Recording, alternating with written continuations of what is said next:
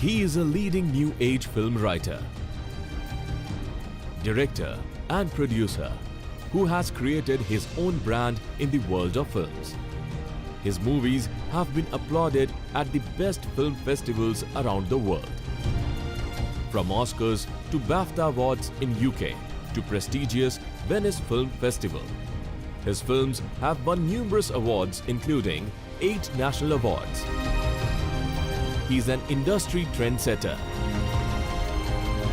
He is currently working on more films with contemporary content, including Mere Pyare Prime Minister and Fanne Khan.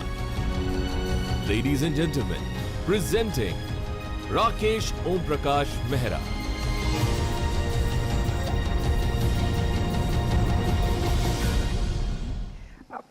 I didn't realize, and I don't know how many of you did, but there was an analogy drawn about how movies, the very successful ones, are actually not even hero and heroine driven, and it's more about the topic, the way the film is made, and how society needs it at that point. So, having said that, should Indian film industry actually invest in more movies with an agenda and not just entertainment alone? What are your thoughts on that? No, it should be entertainment driven. There's clarity in my head on that, because if water kind of quenches your thirst, entertainment quenches thirst for entertainment. And there is something like that, which as human beings, we need it. So it's something which is spiritual, very soulful, which you need. So it's a need-based thing. But we can't stretch it too long. I think with entertainment, if you can provide more meaning to it, then it enters the subconscious of a nation. It's like making a quality product, as simple as that.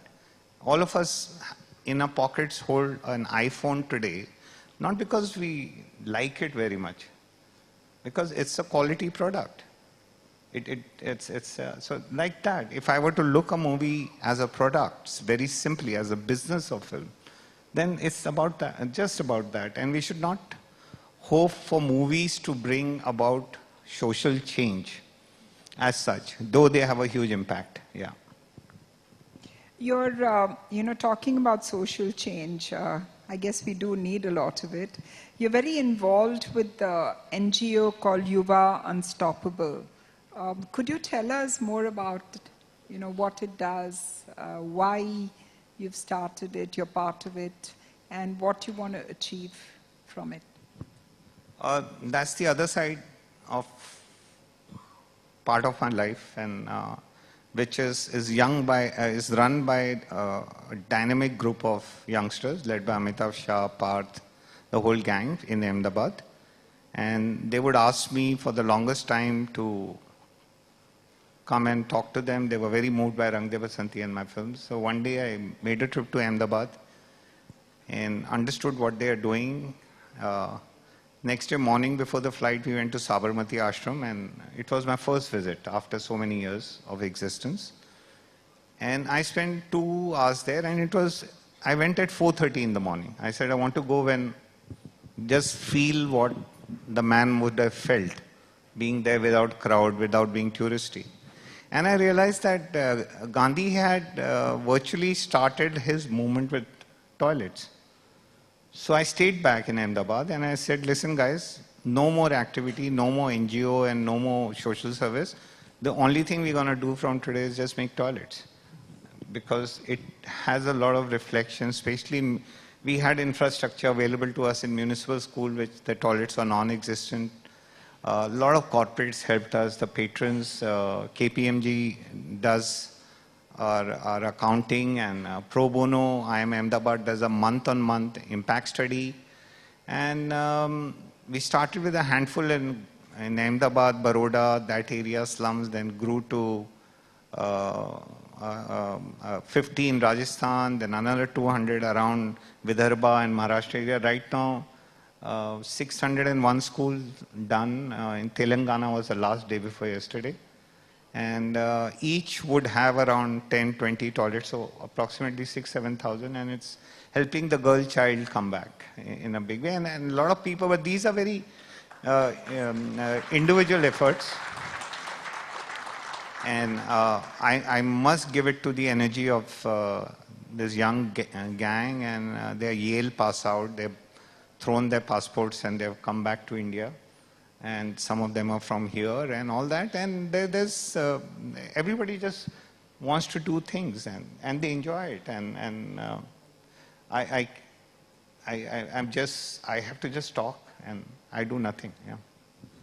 It's pretty amazing because, in a country like India, where we're talking about management and exports and the economy, on the other hand, we're still talking about, openly defecating and what can we do to make a difference. It actually takes a lot of courage to be, able to even think or focus on something as basic as that. I come from, my dad comes from a village, and we've taken up about 60 villages around there, and I can proudly say today that just because of educating them and building toilets, that there is absolutely no open defecating at all in those villages. And I'm saying this because I think, every Indian who's done pretty well or who's, comfortably off actually has a responsibility to give back to society. And that's something which we're learning from you today. And that's a message which I think, many more people need to take back home. But I'll beg to differ there. There's nothing called giving back to the society. You're because paying, you are society. You're paying the rental for being there. So it's a good one. You can't have That's free. a good one. You can't have a free meal every day and get away with it. Exactly. So if you're not paying that, actually you're stealing. So you have to decide you're a thief or you're actually paying your rent. That's, you really need a big hand for that. And I think that's the kind of education which all of us really need to see and understand. So having said that, you're doing a new film which everyone is talking about. It's making the circles, and it says, Mere Pyare Prime Minister. So can you tell us a little bit about that? I think everyone's wanting to hear. Yeah. So, yeah, it's... Are you allowed to even say? No, it's my movie. It's in open domain, so there's no issue. Okay, what is Mere Pyare Prime Minister about? It's a film I just finished shooting, and we shot it like a very world cinema, like telling a story out of India to the world. And we shot it all in the slums of Bombay with slum kids, trained them as actors, and had national award-winning actress Anjali Patil. It's has been the most amazing journey of my life. I haven't raised the finance from the cinema sector, but outside the sector as such. And we're trying to create a fund that if we make money in this, we'll put back all the money and we'll make another film like this. Till the day we are able to enable 100 films as such. So it's an 8-year-old defecation. It started from there. I read this terrible data one day that 50% of the rapes that happen in India are committed when women go out to defecate. Now, one day I was driving a car 2 a.m. in the morning coming out of Film City where we shoot in Bombay. And we take a shortcut from R.A. Mill Colony, and I took a shortcut. It was a dark kind of, it's like a green area, like Buddha Jayanti Park. So everything used to, 30 years ago, not today. So it's like a jungle thing. You're driving through that, and as my headlights turned the corner, suddenly a dozen women got up, putting the sarees down, salwar up, with the dabba in their hand. And that happened to me around 4, 5, 6 years ago. 6 years, yeah. After Bhag Milka Bhag, I was shooting a portion or something. And it stuck in my head, the image, for what was this? So I started writing a movie. This is the first scene of the film. that the women are talking while they are going about their job, but at the same time a headlight turns. And so it's the story builds from there. It's about an 8-year-old boy who wants to make a toilet for his 25-year-old single mother and his journey. And he makes an appeal to the Prime Minister of the country as such. And writes a letter, comes to deliver the letter to Delhi. And how the idea is to celebrate the spirit of humans, especially change the Western gaze altogether, the way we look at our slums, including our gaze. हम जो कहते हैं ना नाक सिकोड़ लेते हैं, मुंह फिर लेते हैं, वो सब नहीं. There is more life I found in slums, more Holi, Diwali, Eid happening, more food being exchanged that I've seen in any building in Bombay. The kids have a tremendous spirit and life about them. It's not about good, bad, they have money. Everybody who has money, for that, millions of people have more money than them. So somebody, you're always poor. So you have a car, then somebody has this big car. So that's not the point. And so there are these pipelines in Bombay which supply water. So, and these pipelines cross over Mithi River, if you can call it a river. It's now become a whatever nala. So I was walking these pipelines and they go for hundreds of kilometers. वो पानी आता है नासिक से इधर उधर से बॉम्बे में distribute होता है. And I found a bunch of kids in the made in China smartphones sitting there on one of the pipelines. So I said, यहाँ क्या कर रहे हो यार? तो सब इंटरनेट पे थे, अपने फोन पे टैब्स पे. वो कहते वो रेनेसांस होटल का फ्री वाईफाई हम यहाँ से मिलता है हमको. अच्छा, तो got talking to them. उनके पीछे इस्लाम है. तो they knew more about Barca, Man U, WWF than I knew. They had more favorite players. They just told me about how football is now dead. I said, why? Because Neymar has left Barca and he's joined a French club. It's impossible. They had tears in their eyes. And they knew all that. They live in the slums. It doesn't matter. Today there's a new world altogether. It's not the same thing which I discovered.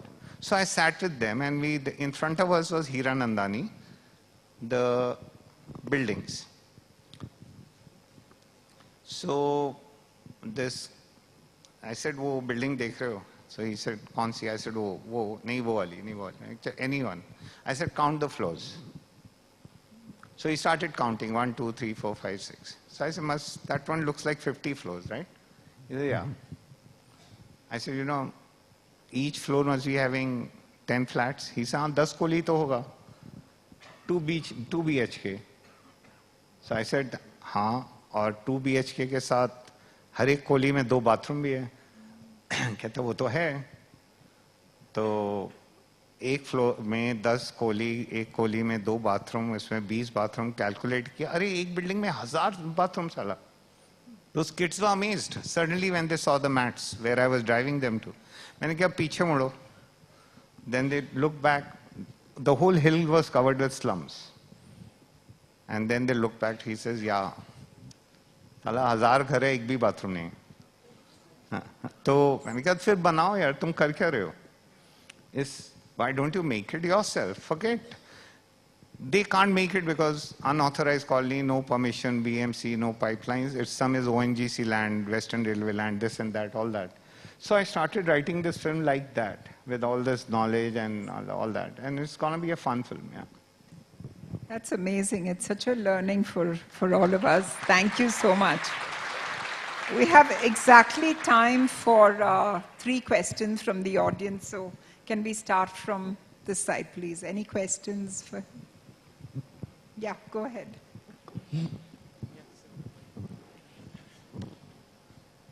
Can somebody give him a mic, please?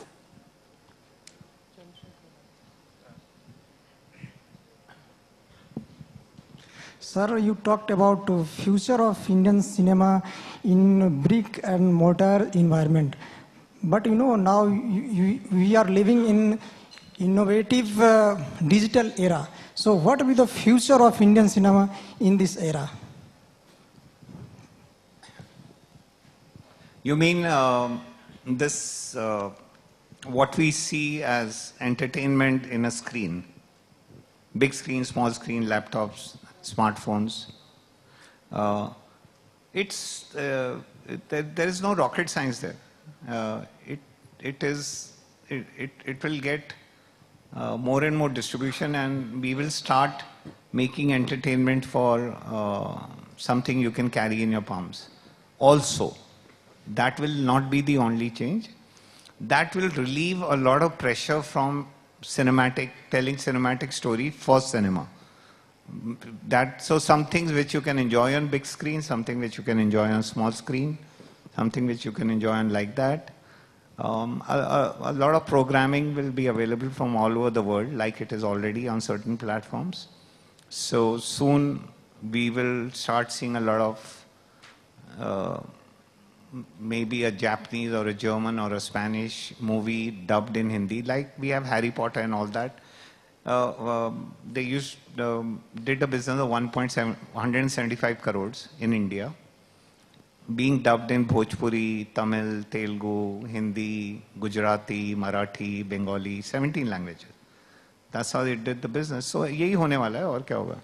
और इसमें कोई rocket science नहीं है कि क्या होगा, कैसे होगा. वो, if we don't wake up or make content which is as powerful, as quality oriented, as entertaining, even better than anybody else in the world, somebody else will make it.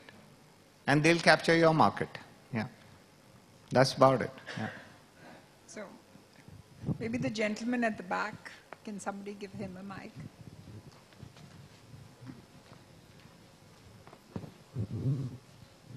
Next.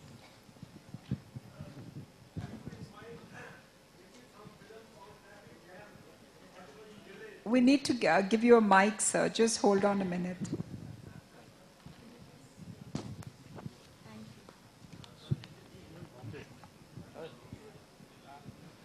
Sir, have you in mind making some short films on traffic jams in Delhi and in Bombay? They are spoiling the pollution and the productivity of India. Do you have in mind such problems and solving such problems through film distribution?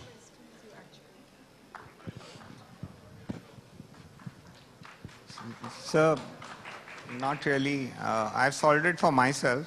I walk to my office every day. I made sure it's like 10 minutes away from Bandra to Bandra. And then I walk back. And I insist on all meetings in my office, so I don't have to travel. I think it's also a question of the tail wagging the dog here. So we made more cars than more roads, or how to park them and take them around and all that. And once I heard the minister saying, you know, we put cars on the road and the roads will make themselves. He was very proud of that, and I said, wow, maybe there's a new business plan there or something. So yeah, I don't have any solution for traffic jams other than that if we can float some kind of a cesspool, and what we invest in a second cars and scooters for our kids, buy them a smaller car immediately, get 3 sons in the family having 3 cars, and that money we invest in the cesspool and we make public transport better. And so everybody will love to take the tube to work or a bus. Why drive a car or get stuck? What is this whole thing about I have a car? I don't know. Rakeysh, thank you so much. I wish we had more time, but we have to keep the sessions on the road. But my personal impression of this interaction with you is that, you know, entertainment seems something which we would go into a theater or spend some time, laugh, relax, enjoy ourselves, and go back home and say how beautiful the heroine looked or how handsome the hero looked. But you brought a completely different dimension to it.